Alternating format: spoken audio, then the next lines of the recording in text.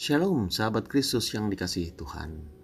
Mari dengarkan firman Tuhan yang datang kepada kita pada hari ini, yang diambil dari Injil Matius pasal 5 ayatnya yang ketiga.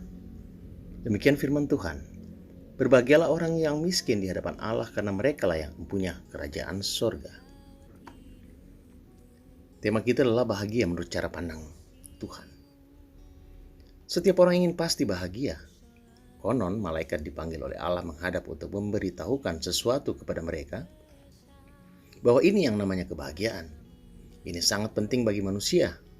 Ini dicari dan diperlukan oleh manusia. Simpanlah di suatu tempat supaya manusia itu sendiri yang menemukannya. Jangan di tempat yang terlalu mudah, juga jangan di tempat yang terlalu sulit, supaya manusia dapat menemukannya. Setelah itu bergegaslah mereka. Para malaikat turun ke bumi untuk meletakkannya. Pertanyaannya, mau diletakkan di mana? Malaikat ke-1 mengatakan, mari kita taruh di puncak gunung. Namun malaikat kedua tidak setuju. Lalu malaikat kedua mengatakan, baiklah kita taruh di dasar samudra. Namun kedua malaikat lain juga tidak setuju. Akhirnya malaikat ketiga membisikkan usulnya dan disetujui oleh kedua malaikat lainnya. Akhirnya ketika semua orang tidur, malaikat menaruh kebahagiaan di tempat yang disetujui tadi.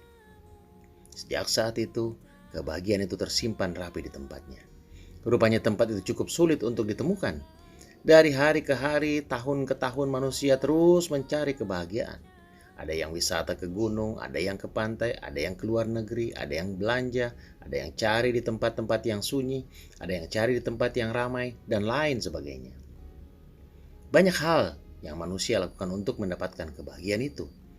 Ada yang mengejar karir, mencari jodoh, ada yang mengejar materi, dan lain sebagainya. Ada yang menghubungkan kebahagiaan dengan perkawinan, padahal perkawinan tidak identik dengan kebahagiaan. Ada yang berpikir alangkah bahagianya jika punya ini dan itu. Kekayaan juga ada yang hubungkan dengan kebahagiaan. Kita ingin bahagia dengan menentukan kebahagiaan menurut kriteria dan cara yang kita tentukan sendiri. Namun, kriteria menurut Yesus dalam ucapan bahagia, Matius 5 ayat 1 sampai dengan 12, sungguh berbeda.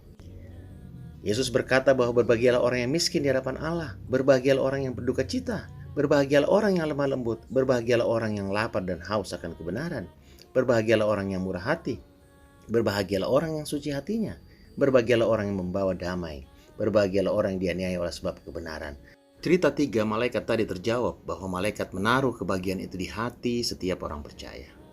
Mengapa? Karena hanya dengan kriteria bahagia menurut pemandangan Allah yang dapat membuat setiap orang percaya menjadi bahagia. Bukan kriteria dalam pemahaman dan pemandangan kita. Tuhan memberkati kita sekalian.